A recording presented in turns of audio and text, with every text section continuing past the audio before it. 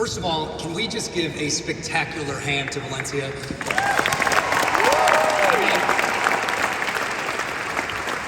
is an absolute pleasure to get these calls from her because she's so unbelievably just competent. And that's the biggest understatement. Like, this whole event, it's just gone so seamlessly. It's just stellar. So I'm just super impressed with Valencia and the entire City Year team. So thank you guys so much.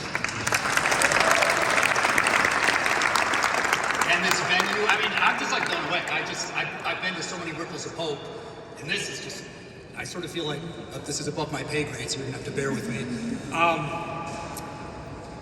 As that video mentioned, I have worked with 4 different EDs at City Year over these years. And if I had, they're all such great people, but if I had to have a complaint, it's that one day you get a call and they say, Ravin, I'm leaving. I've been plucked away to do this bigger and better job somewhere in the city.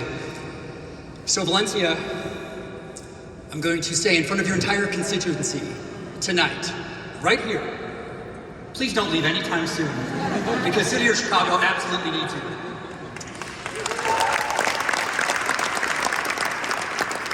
But there is one valid reason that I would give her a hall pass on if she left City Year, and that is to run for mayor of Chicago in 2027. Alexi's gone, we can say this, don't worry. Okay, no one's gonna say anything. All right, you heard it here first. I was super touched when City Year asked me to go back and visit those schools that I went to as a young kid. You know, I distinctly remember being this, young 5-year-old starting at Whittier. And it was so obvious to me, even in the late 70s, that the school had sort of some resource challenge problems. The first signal was a few weeks into kindergarten. I could read, it wasn't like amazing, but I was a decent reader. They just plucked me up and stuck me into first grade. A little strange. Worse, the room that they put me in had 20 first graders, but it had 20 second graders also.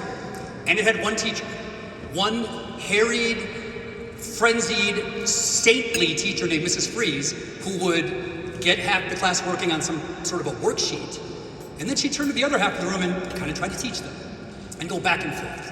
So you can kind of imagine the educational efficacy that was going on in this room. It was quite chaotic. Certainly that school could have benefited from City Year, but there was no City Year back then. But like the video mentioned, I got lucky.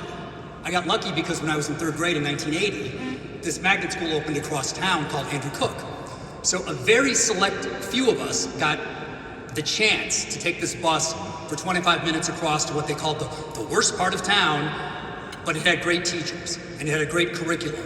And I can still remember there were parents in tents camping out on the front lawn of that school because they wanted to lobby the principal to get their kid in. That's what kind of disparity there was between the neighborhood schools and this one magnet school in 1980. And so a few years ago, like the video mentioned, when Andrew Cook was having problems, I didn't even hesitate to set up that program to help them because that school transformed my education, and in many ways it transformed my life. All of us are sitting in this room tonight because we all believe in the transformative power of education.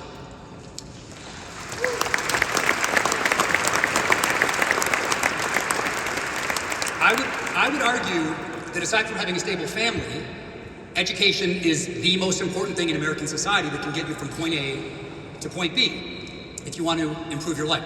That is why there are so many unbelievably good educational organizations. I'm looking out here in the crowd to so many of my friends, and many of you are involved in so many of these other amazing organizations.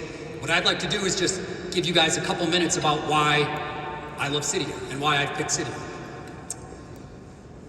As an entrepreneur, I am obsessed with this concept, and it's called product market fit.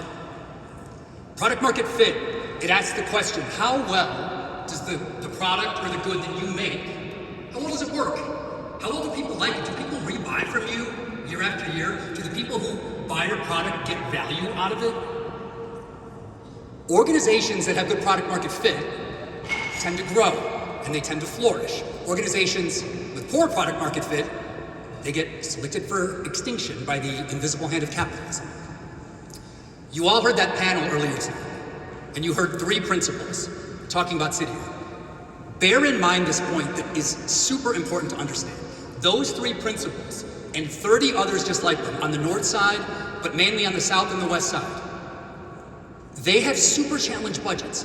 They have to pay for City Year every single year. We are a third-party vendor to the Chicago public school system. What does this mean?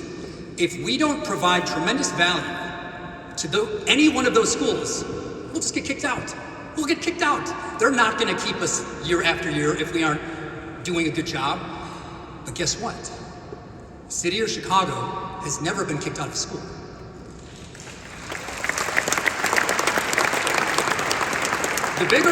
I think the bigger applause line is City of Chicago is never going to be kicked out of a school. And the reason is this. The reason is that our clients, i.e. the students, the teachers, the principals, they see the tremendous value that we bring to the thousands of kids that we mentor and educate every single year. And they see it in the improved academic scores, they see it in the improved attendance scores, and what's really unique is there's obviously a normal distribution of kids' abilities. So, if a kid is gifted, our core can make that kid run a little faster. If a kid needs remedial help, he can be pushed more towards the middle with one-on-one focusing. So this ability, I think, is the reason, absolutely the reason, that there are about 30 schools that are lined up to get City of Chicago in their school, and that's why we do events like this, so we can get a bigger core, so we can expand to more schools. Now, the second thing that I would tell you about City Year that I love is the core. The core. I mean, those 250 kids that were standing over there, and a lot of them are out here right now, these are people who tend to be 20 to 22 years old. They tend to be college graduates. These are people who are devoting 1, 2, in some cases 3 years of their life because they want to help. And they are doing it effectively for less than minimum wage.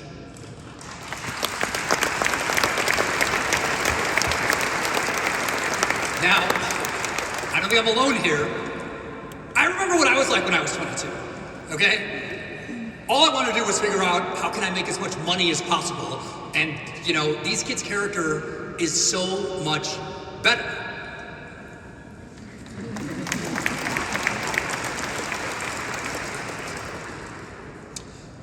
Here's the promise that I think is the most important one.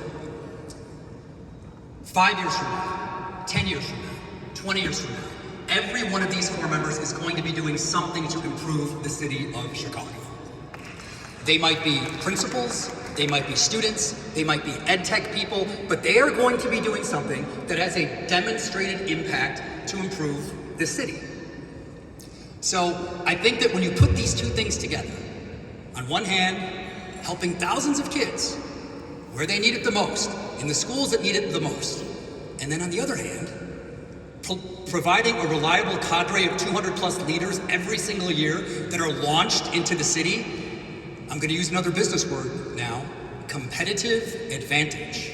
That is a competitive advantage for City of Chicago. I don't think there's anyone else in the educational landscape that's doing exactly that. And that is why I've chosen to support this organization for so long.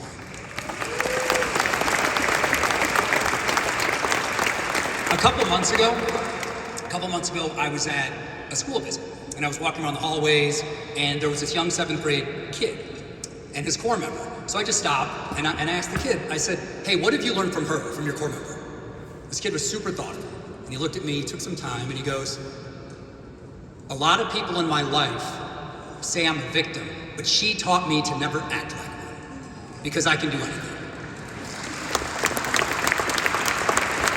And I think, look, my opinion, when you hear stuff like that, I think it resonates. And when you understand that little anecdotes like that are happening at scale across thousands of kids every single year, it makes you want to lean in, which is kind of what I've done. So, I need to stop talking. When Valencia asked me to be the honoree, I told her I would do it on 2 conditions. The first condition, I said, Ripples of Hope, it was kind of on a Wednesday or a Thursday. Let's move it to Friday night. Okay, let's make it a party.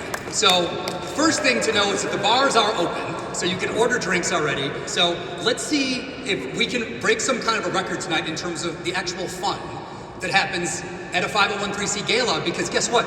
There's a DJ down there. Okay, you may not realize this. There's literally a DJ down there, and I heard that there's an associate board over here that's like pretty amped up to like party out. So let's just see. Don't pull the honey. It's 10 o'clock, and let's just sneak out. No. Let's stick around and see what happens. Okay, let's make a little fun.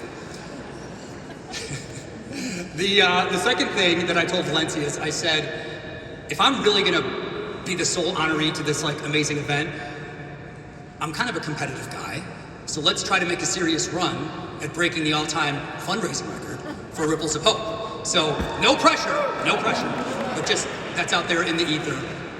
And finally, I'm just looking out in this like big blob here. I have so many friends and family. There's, I think, 158 of you guys. So just thank you all for coming out to this event. You all know me. You know I don't like wearing tuxes. A lot of you were shocked I didn't wear a t-shirt and a jacket. So many of you guys in your penguin suits, thank you for doing this. It's really a supreme honor. I will leave you with a quote. A quote from the philosopher Confucius. And here's the quote. Every man has two lives, and the second one begins when he realizes he only has one. So events like this are what should we all be doing with our second lives. And events like this are making me feel kind of like I'm living my life in the right way. So thank you very much.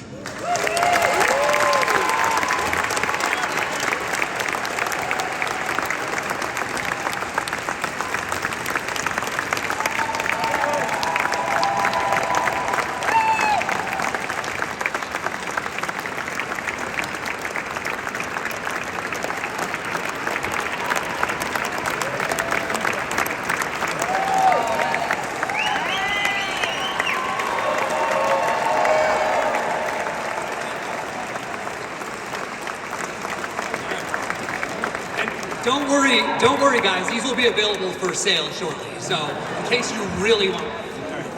Thank you. I don't know what I'm supposed to do now. Bye.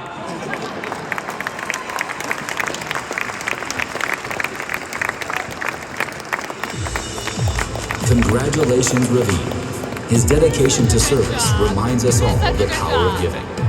To guide us through the paddle race, please welcome two incredible city year leaders, Carlina Rice and Dr. Laquel Palmer-Pratt.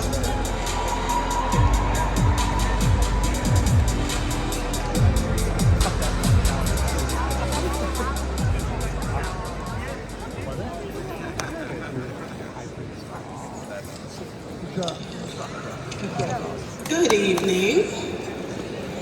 They're not ready. One more time. Good evening. It's not loud enough. If I didn't hear this side, one more time.